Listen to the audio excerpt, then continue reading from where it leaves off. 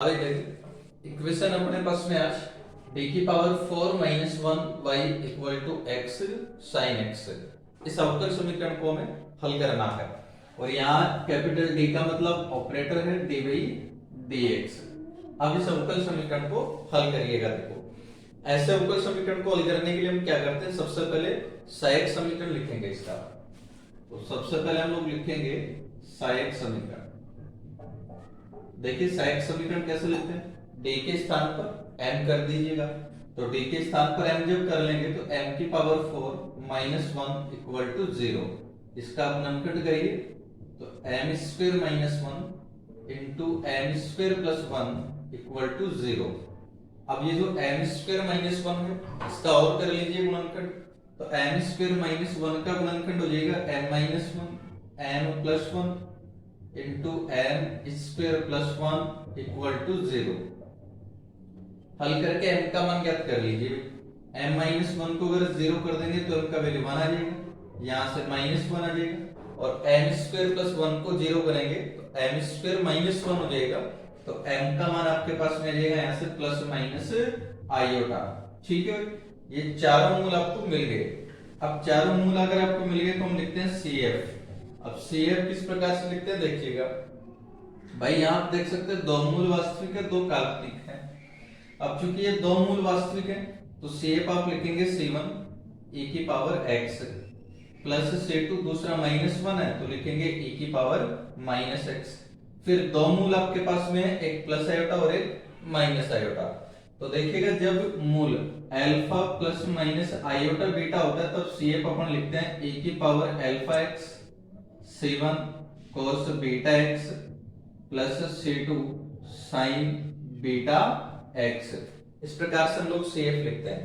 तो यहाँ किस प्रकार से लिखेंगे देखना, e की पावर अल्फा, अल्फा का मतलब यहाँ पर वास्तविक भाग है ना इसका, तो यहाँ वास्तविक भाग क्या हो गया 0। भाई प्लस माइनस आयोटा को ऐसे लिख सकते हैं ना पर मानक रूप में 0 प्लस माइनस आयोटा। तो अल्फा का मान 0 भी आपके पास में तो बनेगा e की पावर अल्फा, वो तो 1 हो जाएगा e की पावर 0 से ये बचेगा। तो कांस्टेंट में यहाँ C3 लिख देता हूँ। cos बीटा का मतलब क्या है यहाँ पर आयोटा का गुणांक, तो यहाँ आयोटा का गुणांक कितना है 1, तो बन जाएगा बीटा का वैल्यू 1 हो गया तो cos x और प्लस C4 sin x। ये तो क्या आ गया भाई अपने पास में CF। अब CF आ गया तो अब ज्ञात कर लेंगे PI। अब हम ज्ञात कर रहे हैं PI किस प्रकार से ज्ञात करेंगे देखिए 1/FD। FD का मतलब आपके पास हो गया d की पावर 4 माइनस 1 और फंक्शन आपके पास में यहाँ x sin x। इसको आप हल करेंगे। अब हल करने के लिए देखिएगा इसको अपन ऐसे लिख सकते हैं, ये जो sin x है देखिए e की पावर आयोटा x हम लोग जानते हैं आयोटा में से, ये होता है cos x plus iota sin x। तो sin x कहाँ आ रहा है इसमें काल्पनिक भाग, e की पावर आयोटा x का क्या है काल्पनिक भाग। तो यहाँ ये जो sin x है इसको अपन ऐसा लिख सकते हैं इमेजिनरी पार्ट ऑफ 1/d की पावर 4 माइनस 1 x e की पावर आयोटा x। ठीक है, ये x तो एज इट इज रहेगा और e की पावर आयोटा x का जो काल्पनिक भाग है वो आपके पास में क्या है sin x है, इसलिए हमने लिख दिया imaginary part of x e की पावर आयोटा x। इसको अपन हल कर लेंगे। अब देखिए इसको हल किस प्रकार से करेंगे हम लोग, यहाँ यूज कर लेंगे ये हम जो जानते हैं 1/FD e की पावर ax डॉट b, इसको हम यूज कर लेंगे और ये बराबर हुआ करता है e की power ax 1/FD plus a v। ठीक है, तो इसको यूज करिएगा तो ये बन जाएगा इमेजिनरी पार्ट 1/d की पावर 4 माइनस 1/d की पावर 4 माइनस 1। ठीक है, तो इसको हल करके ये लिखना है आपको। सबसे पहले आएगा e की पावर ax, इसका मतलब यहां से आ जाएगा e की पावर आयोटा x। तो e की पावर आयोटा x, इसके बाद आप लिख रहे हैं 1/FD प्लस a, यानी कि जो d था यहाँ इस d के स्थान पर आपको क्या कर देना है d प्लस a। तो इसमें देखो a का जो वैल्यू है, a का मतलब x का जो गुणांक है वो क्या है आयोटा अब x का गुणांक आयोटा है, इसलिए d के स्थान पर हम लोग करेंगे यहाँ d प्लस आयोटा। तो d के स्थान पर d प्लस आयोटा करिए, तो d प्लस आयोटा की पावर 4 माइनस 1। फिर v का मतलब क्या है भैया x, तो लिख दीजिएगा x। Imaginary part of e की पावर आयोटा x 1 अपॉन, हाँ भाई इसका प्रसार कर दो आप, d प्लस आयोटा की पावर 4 का द्विपद प्रमेय से। तो सबसे पहले आपके पास में जाएगा d की पावर 4 प्लस, ठीक है, एक बार मैं यहाँ लिख देता हूँ फॉर्मूला, a प्लस बी की पावर 4, इसका जब प्रसार करेंगे तो इस प्रकार से होता है a की power 4 plus 4 a cube b plus 6 a square b square plus 4 a b cube plus b की पावर 4। इस टाइप से इसका प्रसार हो जाएगा। तो देखो सबसे पहले a की पावर 4 का मतलब d की पावर 4 आ गया है, फिर प्लस 4 a क्यूब b, तो plus 4 a cube b, a cube का मतलब हो जाएगा d क्यूब और b का मतलब आयोटा, तो ये लीजिएगा 4 आयोटा d क्यूब। फिर आ जाएगा plus 6 a square b square, तो प्लस के 6 a स्क्वायर का मतलब d स्क्वायर हो जाएगा और b स्क्वायर का मतलब आयोटा स्क्वायर, और आप जानते हैं आयोटा स्क्वायर हो जाता है -1। फिर आ जाएगा प्लस 4 a b क्यूब, तो प्लस 4 a का मतलब d और आयोटा क्यूब, आयोटा क्यूब हम जानते हैं माइनस आयोटा के बराबर होता है, तो ये लिख दिया -4 आयोटा d।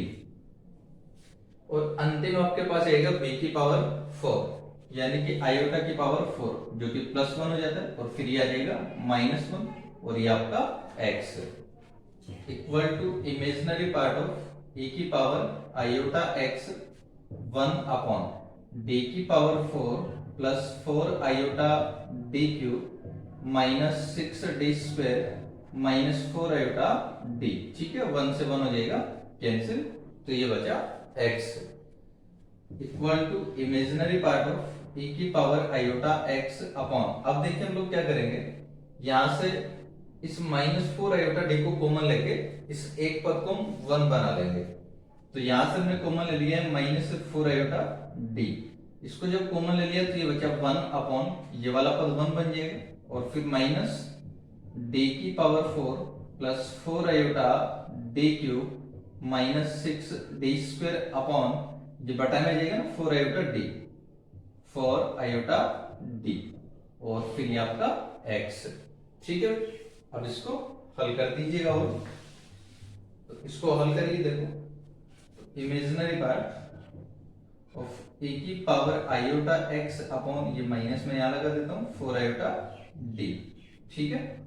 और फिर देखिए अब की बार इसको ऊपर लिख रहे हैं पढ़ा, अब ऊपर लिखेंगे तो देखिए क्या बनेगा 1 माइनस, एक तो देखिए इनमें से सभी में से d कॉमन आ जाएगा और इस d से कैंसिल हो जाएगा, तो इससे कैंसिल होने के बाद आपके पास में यहां बचेगा d cube plus 4 iota d square minus 6d upon 4 iota, और ऊपर लिख लिया तो पावर -1 x, ठीक है, ये अपने पास में आ गए।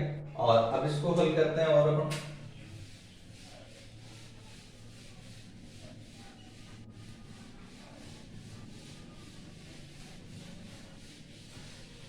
तो देखिए अब क्या बनेगा, इमेजिनरी पार्ट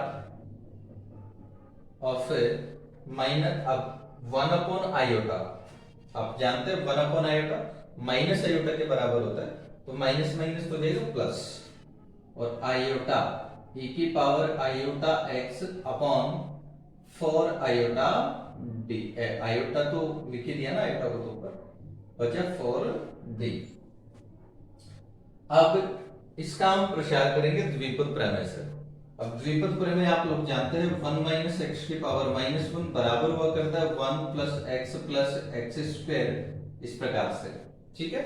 तो द्विपद प्रमेय से इसका प्रसार करिए, देखो क्या बनेगा, सबसे पहले आ जाएगा 1 प्लस एक्स, एक्स का मतलब ये पूरा पद आपके पास में आ जाएगा एज इट इज, तो बन जाएगा d cube plus 4 iota d square minus 6d upon 4 iota, और plus x square, x square का मतलब इसका स्क्वायर कर दीजिएगा,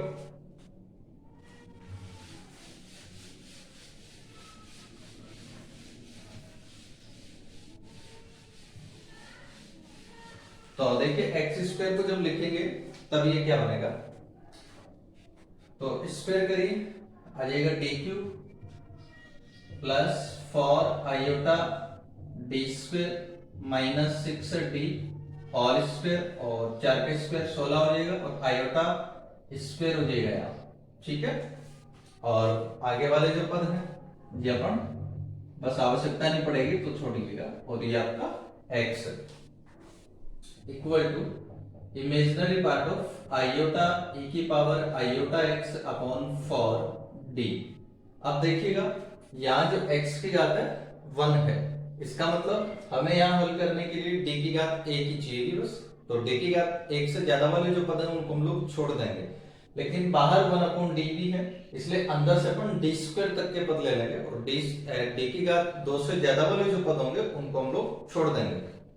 तो यहाँ से सबसे पहले तो ये 1 आ जाएगा और प्लस साथ ही में 1 अपॉन d को अंदर ऑपरेट करके भी लिख देते हैं, तो यहाँ से जाएगा 1 अपॉन d और प्लस देखिए 1 अपॉन d जब d क्यूब से ऑपरेट होगा तो d स्क्वायर बचेगा, तो उसको छोड़ दीजिएगा। यहाँ पर देखिए 4 आयोटा से 4 आयोटा कैंसिल हो जाएगा और d स्क्वायर अपॉन d, तो बच जाएगा आपके पास में d, फिर माइनस 6/4 यानी कि हो जाएगा 3/2 आयोटा और d से d कैंसिल हो जाएगा। यहाँ इसमें देखना भाई, इसमें सबसे न्यूनतम घात जो बनेगी इस अंतिम पद का स्क्वायर होने पर बनेगी, जो कि बनेगा माइनस 6 का स्क्वायर कितना हो जाएगा 36 और d स्क्वायर, ठीक है। बाकी में तो सब में d की घात 2 से ज्यादा रहेगी, तो और आयोटा स्क्वायर का जो मान है वो -1 हो जाएगा, तो -1 हो जाएगा तो बटा में आ जाएगा माइनस के 16, और ये 4 से अगर कैंसिल हो जाएगा तो फिर आपके पास में ये माइनस माइनस तो क्या बन जाएगा भाई प्लस, और कितना बन गया आप ये 4 से कैंसिल अगर हो जाएगा तो 9 और बटा 4 और d स्क्वायर अपॉन d, यहां से कितना बचेगा आपके पास में d x, then imaginary part of iota e की पावर आयोटा x अपॉन 4। अब ये बचा 1 अपॉन d, d प्लस 9/4 d दोनों को जोड़ दीजिएगा तो 13/4 हो जाएगा d माइनस के 3/2 iota x equal to imaginary part of iota e की पावर आयोटा x अपॉन 4 और इनटू, अब हल कर लीजिएगा। सबसे पहले 1 अपॉन d से ऑपरेट करेंगे x को, 1 अपॉन d का मतलब करना आपको x का इंटीग्रेशन, और x का जो इंटीग्रेशन आप लोग जानते हैं क्या होता है एक्स स्क्वायर अपॉन 2, तो इसका जो इंटीग्रेशन है ये आपके पास हो जाएगा एक्स स्क्वायर अपॉन 2 और प्लस 13/4, d का मतलब अवकलन करना है, x का अवकलन आप जानते हैं 1 हो जाएगा -3 अपॉन 2 आयोटा और ये मल्टीप्लाई हो जाएगा x से, ठीक है। ये इस प्रकार से आपके पास में आ जाता है। अब इसका इमेजिनरी पार्ट चाहिए आपको, तो ये पूरा नहीं चाहिए, तो इसका इमेजिनरी पार्ट हम लोग लिखेंगे अब, तो equal to imaginary part of, अब देखिएगा इमेजिनरी पार्ट जो है वो कैसे लिखेंगे आप लोग आयोटा, अब ये जो e की पावर आयोटा x है इसका मतलब आप जानते हैं cos x plus iota sin x होता है अपॉन 4, ये जो आयोटा इसको मैं अंदर मल्टीप्लाई कर देता हूं तो यहाँ हो जाएगा iota x square upon 2 plus 13/4 iota, यहाँ आयोटा से आयोटा कैंसिल हो जाएगा तो -3x अपॉन 2, ठीक है। अब इसका इमेजिनरी पार्ट आप लिखिएगा। इमेजिनरी पार्ट कैसे देखेंगे, देखो यानी कि इनको दोनों को मल्टीप्लाई करने पर ऐसे पद आपको देखने हैं जिनमें आयोटा आता हो, तो देखो ये 1/4 ये तो अचर राशि है। अब देखिए आयोटा वाले पद लिखने हैं, केवल ऐसे पद लिख रहे हैं जिनमें आयोटा आएगा। अब देखिए आयोटा किस किस में आएगा, एक बार तो जब हम इस cos x को मल्टीप्लाई करेंगे 13/4 आयोटा cos x से, 13/4 आयोटा से, तो देखिएगा जो पद है ये आपके पास में जाएगा 13/4 cos x से, 13/4 cos x, ठीक है। इसके अलावा देखिएगा एक बार जब ये cos x है इसको अपन इससे मल्टीप्लाई करेंगे तब ये आ जाएगा x square upon 2 cos x, ठीक है। इसके अलावा और आयोटा का पद कब बनेगा, देखिए जो आयोटा sin x है इसको अगर अपन मल्टीप्लाई करते हैं 3x अपॉन 2 से तब ये आ जाएगा -3x अपॉन 2 साइन एक्स। ठीक है, ये आपके पास में आ जाता है।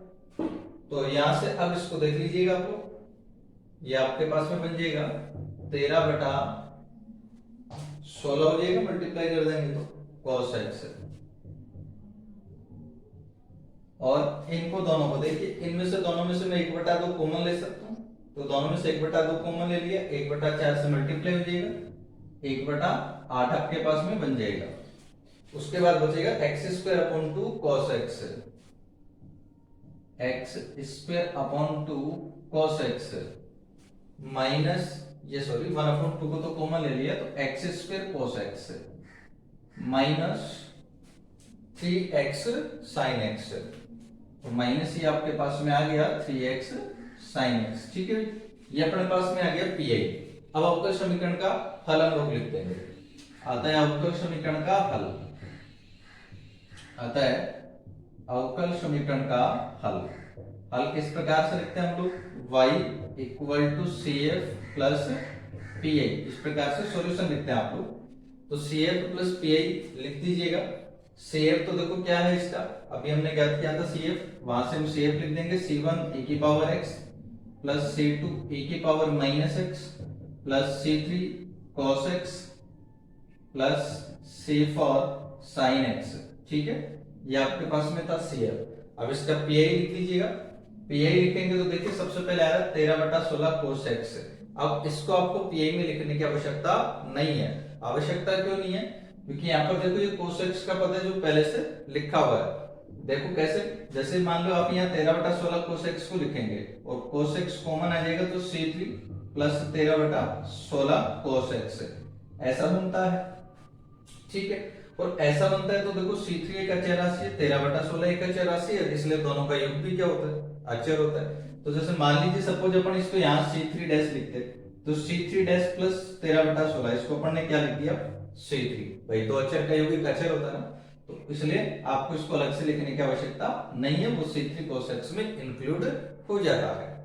इसके बाद में C4 sin x ये आ गया था आपका, और हाँ ये वाला पद बच गए दोनों, इनको लिख दीजिएगा 1/8 x² cos x minus 3x sin x।